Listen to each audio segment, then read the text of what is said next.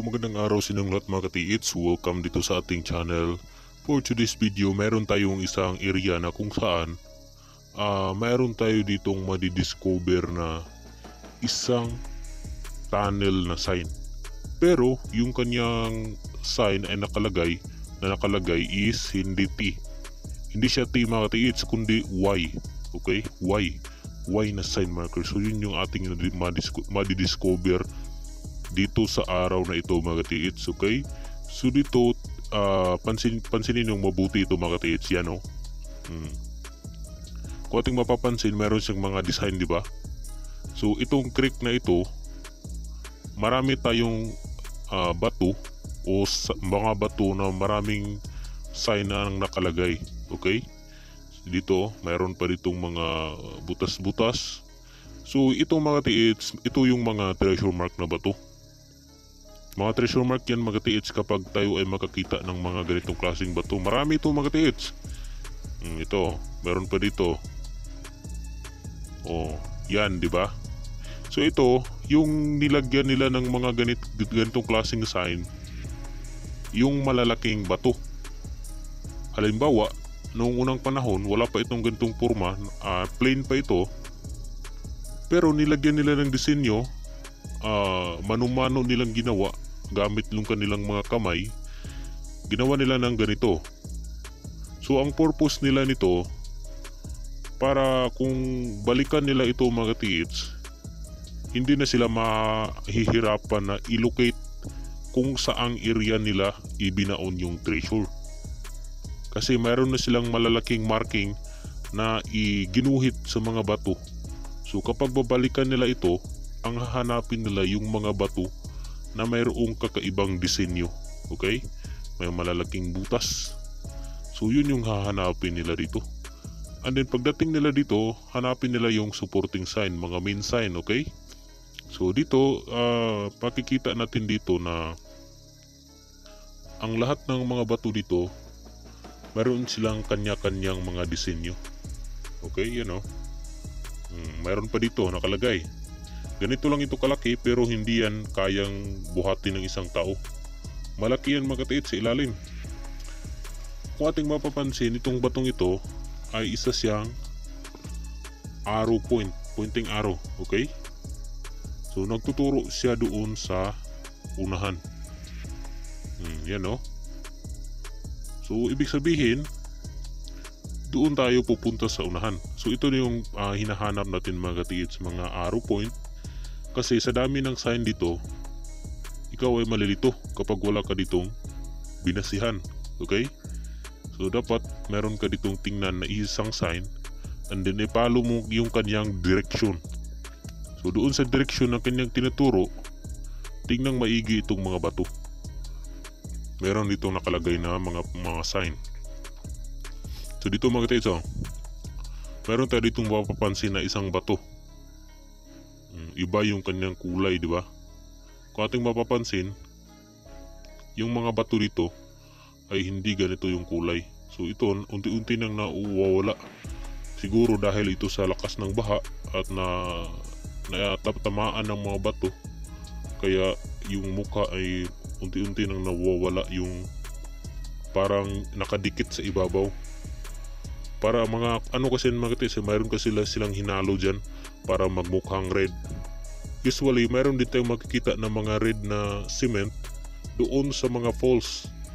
So kung ating mapapansin, bisitahin nyo rin yung ating previous video tungkol sa falls na ginawa ng Hapon mga katiits, ano? So mayroon tayong video na nagpapahiwatig na yung falls na yun ay mayroon doong nakatago na treasure. Okay, so dito ay makikita natin itong napaka bilog na dot. Okay, yan o.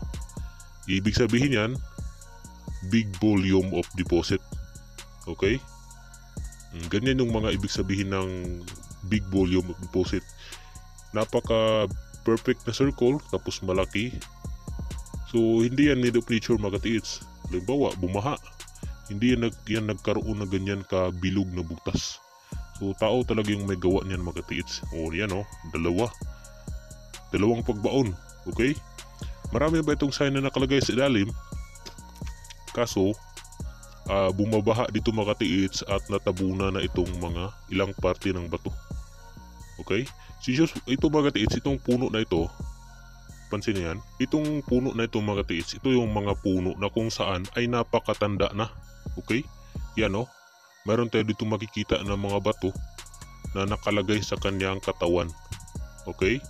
So ito yung mga treasure mark na mga puno na kahit dito sila sa sapa tutubo, hindi yan mamamatay. Itong puno na ito, hindi pa ito naabot doon sa sapa. Meron pa itong mga malapit na distansya. Pero sinadya nila ito na minsan nagtanim sila ng mga ganitong klaseng puno dito sa may gilid ng creek para magsisilbing guide ng kanilang treasure. Usually yung ibang mga puno, mayroon pang mga bato na nakalagay sa kanyang katawan. Ibinaon mga katiits, and then makikita natin na mayroon siyang puno sa loob. Okay? So yun yung mga puno na napakatanda na. Kahit paputulin yung pinakakatawan, no, mayroon pa riyang tutubo na maliit. Okay, so ito na yun mga katiits, yung Y. Yan o. Diba Y? Y sign marker. So napakaganda nitong Y. And then dito sa ibabaw, ito na yung pinaka main na treasure mark na bato. O diba napakalaki at kakaiba ng disenyo. So dito, pag tigil natin dito, kapag makita natin yung bato sa ibabaw, pag tingin natin dito sa left side, dito na natin makikita yung Y. Y na sign marker. Okay? So ito. So dito mga katiits, ako ay namangha. Okay? So dito na natin makikita ito. Hindi ko inakala mga katiits na dito sa ibabaw, itong batong ito, yung makikita natin, yung butas na yan ay tumagos pala doon sa kabila. So atin yang matutunghayan ngayon. Atin yang susubukan na tusukin ng isang kawayan. Yan o.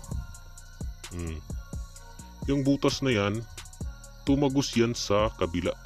So ano bang ibig sabihin yan? Meron silang Y na inilagay doon sa ibaba at meron ding butas sa ibabaw. Diba yung ibig sabihin ng Y is tunnel? Okay? Ibig sabihin ng Y tunnel, and then dito sa ibabaw, may nakalagay na isang bato na mayroong butas na tumagos sa kabila. So ang ibig sabihin nito is positive.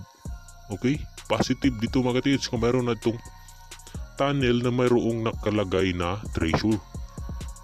Okay? So dito na natin masusubukan ito. Hindi ito man-made. Kapag babaha, magkakaroon ng ganitong butas, may tumagos sa kabila, natusok sa kahoy. Hindi yan ganun mga katiits.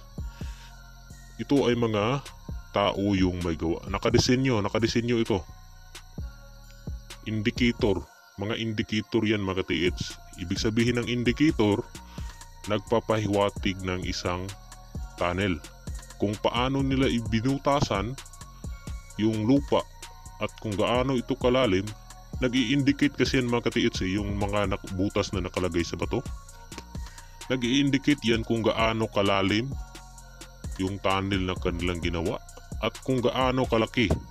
Okay? So dito, kung gusto nyong malaman kung ang tansyang sukat ng tunnel na kanilang ginawa, pwede nyo rin itong sukatin itong indicator. Yung indicator yung sukatin nyo mga katiits. Kung gaano yan kataas, treasure hunting measurement from inches into meters. Okay? So yung height from inches. Halimbawa, kung ang height ay umabot ng 6 inches, ibig sabihin 6 feet. Pag yung length ay umabot ng 20 inches, ibig sabihin 20 meters. Or 40 inches, 40 meters, yun yung masukatan ng mga butas. Okay? Mga indicator. Kung gusto nyong malaman kung gaano ba kalalim yung hinukaya nila. So yun yung basic na sukatan. So yung mga tunnel dito ay minsan ay hindi na natin mapapalo yung mismong direksyon ng butas kasi yung iba pinasabog.